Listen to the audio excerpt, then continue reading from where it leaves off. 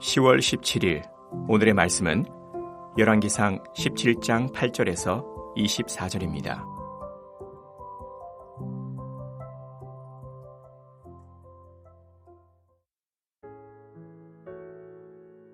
여호와의 말씀이 엘리야에게 임하여 이르시되 너는 일어나 시돈에 속한 사르밧으로 가서 거기 머물라. 내가 그곳 과부에게 명령하여 네게 음식을 주게 하였느니라. 그가 일어나 사르밧으로 가서 성문에 이를 때에 한 과부가 그곳에서 나뭇가지를 줍는지라. 이에 불러 이르되 청하건대 그릇에 물을 조금 가져다가 내가 마시게 하라. 그가 가지러 갈 때에 엘리야가 그를 불러 이르되 청하건대 네 손에 떡 한 조각을 내게로 가져오라. 그가 이르되 당신의 하나님 여호와께서 살아계심을 두고 맹세하노니 나는 떡이 없고 다만 통에 가루 한 움큼과 병에 기름 조금뿐이라. 내가 나뭇가지 둘을 주워다가 나와 내 아들을 위하여 음식을 만들어 먹고 그 후에는 죽으리라. 엘리야가 그에게 이르되 두려워하지 말고 가서 네 말대로 하려니와 먼저 그것으로 나를 위하여 작은 떡 한 개를 만들어 내게로 가져오고 그 후에 너와 네 아들을 위하여 만들라.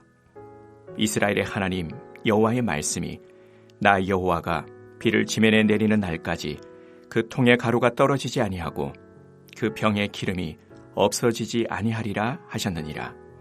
그가 가서 엘리야의 말대로 하였더니 그와 엘리야와 그의 식구가 여러 날 먹었으나 여호와께서 엘리야를 통하여 하신 말씀같이 통에 가루가 떨어지지 아니하고 병에 기름이 없어지지 아니하니라. 이 일 후에 그 집 주인 되는 여인의 아들이 병들어 증세가 심히 위중하다가 숨이 끊어진지라. 여인이 엘리야에게 이르되 하나님의 사람이여 당신이 나와 더불어 무슨 상관이 있기로 내 죄를 생각나게 하고 또 내 아들을 죽게 하려고 내게 오셨나이까.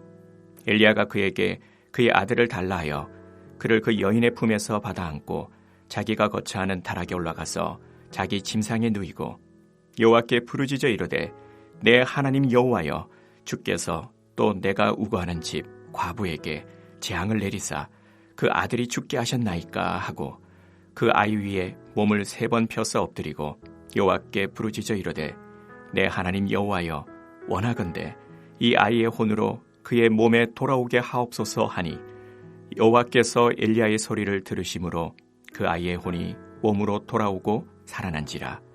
엘리야가 그 아이를 안고 다락에서 방으로 내려가서 그의 어머니에게 주며 이르되 보라 네 아들이 살아났느니라. 여인이 엘리야에게 이르되 내가 이제야 당신은 하나님의 사람이시요 당신의 입에 있는 여호와의 말씀이 진실한 줄 아노라 하니라. 화요일 새벽 주의 말씀 앞에 나오신 여러분을 환영하고 축복합니다. 하나님께서는 엘리야를 시돈 땅 사르밧 과부에게로 보내십니다. 엘리야는 성문 곁에서 나무가지를 줍고 있는 이 과부를 만나서 물을 달라고 청하여 마신 후 떡 한 조각을 부탁합니다. 하지만 이 사르밧 과부는 자신의 형편을 말하기를 자신에게는 떡이 없고 있는 것이라고는 통에 한 움큼의 가루와 병에 아주 조금의 기름밖에 없다고, 그래서 이렇게 지금 나뭇가지를 주워다가 그것으로 마지막 먹을 것을 만들어 아들과 함께 먹고 죽으려 했다고 말을 합니다.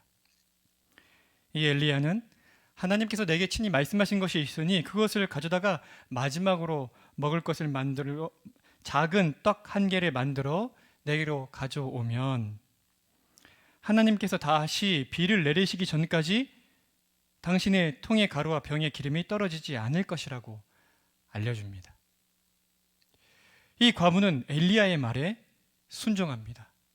그래서 하나님의 뜻이 이루어지는 그 하나님이 공급하시는 실질적 은혜를 맛봅니다. 그러나 안타깝게도 이 일 후에 과부의 아들이 갑자기 병이 들어 죽게 됩니다.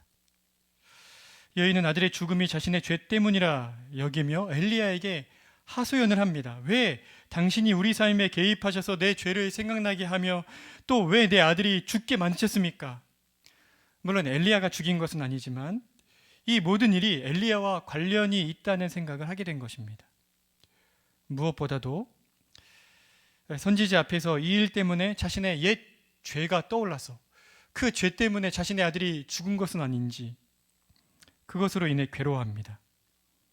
어찌되었든 과부를 불쌍히 여긴 엘리야는 하나님 앞에서 이 죽은 아들을 위해 간구합니다. 죽은 아이의 위에, 죽은 그 아이 몸 위에 몸을 3번 펴서 엎드리며 하나님께 부르짖었고, 하나님께서는 엘리야의 기도에 응답하셔서 그 과부의 아들을 살려주십니다. 여기까지 본문의 내용을 살펴보면 하나님께서 과부에게 참 큰 은혜를 베푸셨다, 이런 사실을 생각하게 되고, 과부와 같이 연약하고 참으로 의지할 곳 없는, 특별히 영적으로 도무지 의지하고 기댈 곳이 없는 우리에게도 하나님이 은혜를 베푸실 것이다라는 기대를 갖게 됩니다. 그러나 이 본문은 이것보다 더 큰 하나님의 뜻을 우리에게 알려줍니다. 다시 한번 본문을 보십시오. 하나님께서 지금 엘리야 선지자를 어디에 보내셨습니까? 바로 시돈입니다. 여러분, 시돈이 어떤 곳일까요? 이 시돈은 바알 숭배의 본거지입니다. 지금 이스라엘 백성들로 하여금 바알을 숭배하게 만든 주범인 아합 왕의 아내 이세벨, 그 이세벨의 고향이 바로 이곳 시돈입니다. 그런데 하나님께서 왜 하필 이세벨의 고향으로 엘리야를 보내셨을까요? 그리고 왜 그곳에서 이스라엘이 겪고 있는 이 가뭄과는 달리 한 과부의 순종함을 통해 떡과 기름이 마르지 않는 기적을, 하나님의 공급하심의 그 기적을 맛보게 하셨을까요? 또 왜 과부의 죽은 아들이 다시 살아나는 경험을 하게 하셨을까요? 이것은 이세벨의 고향 바알 숭배의 중심지에서 왜 지금 하나님께서 이스라엘 땅에 하늘에서부터 비를 주시지 않는지, 또 어떻게 해야 다시금 비를 공급받는 은혜를 누릴 수 있는지, 그 방법을 그림과 같은 이 이야기를 통해 제시해 주시기 위해서입니다. 그러므로 지금 이 시돈 땅 사르밧 과부의 집에서 일어나는 일은 하나님께서 우리로 하여금 왜 이스라엘 땅에 수년간 하나님께서 비를 주시지 않기로 하시는지에 대한 이유가 무엇인지를 알게 하시기 위해서, 또 어떻게 해야 그 비참한 현실에서 벗어날 수 있는지를 가르쳐 주기 위해서 일종의 영적인 교보제, 곧 교육훈련을 보조하는 재료로 지금 이 이야기를 사용하시고 계신 것입니다. 그렇다면 어떻게 해야 이스라엘이 다시금 하나님께서 주시는 비의 공급을 통해 먹을 것을 누리며 살 수가 있습니까? 이 질문의 답은 사르밧 과부가 엘리야 선지자의 말에 행한 순종을 통해 알 수 있습니다. 바로 하나님의 말씀에 온전히 순종하는 것입니다. 하나님의 율법에 귀를 기울이는 것, 하나님의 뜻에 전심으로 순종하는 것, 그것이야말로 지금 이 이스라엘 백성들이 겪고 있는 이 가뭄과 비참함, 하나님의 공급하심이 멈춘 이 비참함에서 건짐받는 유일한 길입니다. 그러나 문제가 있습니다. 어떻게 해야 이스라엘이 다시금 우상을 버리고 하나님의 말씀에 온전히 순종하는 길로 나아가 하나님의 공급하심을 누릴 수가 있습니까? 그 방법은 사르밧 과부의 죽은 아들이 하나님의 은혜로 다시 살아난 것처럼 이스라엘이 영적으로 다시 살아나는 일이 필요한 것입니다. 영적인 할례가, 육적인 할례가 아니라 그들의 마음에, 그들의 심령에, 그들의 영혼의 할례가 필요했던 것입니다. 중심으로부터 하나님의 은혜로 하나님을 향한 마음의 전인적인 변화가 일어나는 일이 필요했던 것입니다. 주 안에 사랑하는 성도 여러분, 우리의 삶에도 동일한 원리가 적용됩니다. 하나님의 말씀에 순종함으로 반응하는 삶을 살 때에야 비로소 우리는 정말 생생하고 끝이 없는 하나님의 공급하심의 은혜를 누릴 수가 있습니다. 그러나 이 일은 우리의 의지적인 결단으로 가능한 일이 결코 아닙니다. 하나님께서 크신 자비와 긍휼을 베풀어 주셔서 우리의 중심으로부터 본질적으로 변화되는 일이 일어나야만 합니다. 예수 그리스도의 십자가의 죽으심과 그 부활하심에 영적으로 참여하는 일이, 그리스도를 내가 만났다라고 밖에는 달리 표현할 수 없는 그 영적인 변화가. 그래서 우리가 중생이라고 말하지 않습니까? 다시 중자에 날생자. 정말 죽은 사람이 다시 살아난 것처럼 다시 영적으로 태어났다고 밖에는 달리 표현할 길이 없는 그 영적인 은혜를, 다시 살아나는 그 은혜를 우리가 누려야만 합니다. 특별히 우리의 다음 세대를 위해 우리가 간구해야 할 가장 중요한 기도 제목이 바로 이것입니다. 어찌하든지 우리 자녀들에게 예수 그리스도를 만나는 은혜가 그냥 부모님의 예수님, 부모님이 하나님이 아니고, 예수님이 나의 죄 때문에 이 땅에 오셨고 나를 죄에서 건지시기 위해 내 대신 십자가에 못 박혀 죽으시고 나에게 영생을 선물로 주시기 위해 부활하셨구나 라는 사실이 믿어지는 그 은혜로운 역사가 우리의 자녀들에게 일어나야만 하는 것입니다. 날마다 이 은혜를 우리 다음 세대에게 베풀어 주시기를 구하는 그 간절한 기도가 우리에게서 끊이지 않기를 간곡히 부탁을 드립니다. 우리 함께 기도하시겠습니다. 자비와 긍휼이 풍성하신 아버지 하나님, 이스라엘이 다시금 하나님의 공급하심을 누리려면 하나님의 말씀에 온전히 순종하는 삶이 필요했고, 그러려면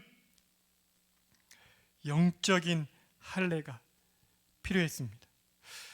이 귀한 진리를 가르쳐 주시고자 엘리야를 이방 신의 중심지인 바알 숭배의 중심지인 시돈으로 보내셔서 한 과부와 만나게 하시고 그 과부의 삶을 통해 이 은혜의 내용을 가르쳐 주신 하나님 참 감사합니다. 그 은혜가 동일하게 저에게도 필요합니다. 저희의 삶에 하나님의 공급하심이 끊이지 아니하려면 하나님의 말씀에 실하게 반응하고 순종하는 삶이 필요할 텐데, 그 일은 참으로 거듭난 자만이 누릴 수 있는, 예수 그리스도를 믿음으로 말미암아 예수님을 만남으로 말미암아 예수님을 자신의 주요, 자신의 구원자로 모신 자만이 성령께서 내주하심으로 말미암아 참으로 거듭난 생명을 따라 성령님을 통하여 하나님 말씀에 순종하는 삶을 살 수 있지 않습니까? 그리고 그래야만 우리가 하나님의 공급하심의 은혜를 누릴 수 있지 않겠습니까? 바라기는 우리 다음 세대에게 이 거듭남의 은혜를 주셔서, 우리 아들, 딸들에게 이 거듭남의 은혜를 주셔서 그들의 일생이 하나님과 함께 동행하며 하나님의 공급하심을 누리는 참된 인생들 될 수 있도록 복을 허락하시기를 원합니다. 무엇보다 우리 공동체에 계속해서 언약의 자손들, 아기들을 보내주셔서 이 신앙이 대대손손 전수될 수 있도록 은혜를 베풀어 주십시오. 예수 그리스도의 이름으로 기도드립니다. 아멘. 하늘에 계신 우리 아버지여, 이름이 거룩히 여김을 받으시오며 나라가 임하시오며 뜻이 하늘에서 이루어진 것 같이 땅에서도 이루어지이다. 오늘 우리에게 일용할 양식을 주시옵고 우리가 우리에게 죄 지은 자를 사하여 준 것 같이 우리 죄를 사하여 주시옵고 우리를 시험에 들게 하지 마시옵고 다만 악에서 구하시옵소서. 나라와 권세와 영광이 아버지께 영원히 있사옵나이다. 아멘.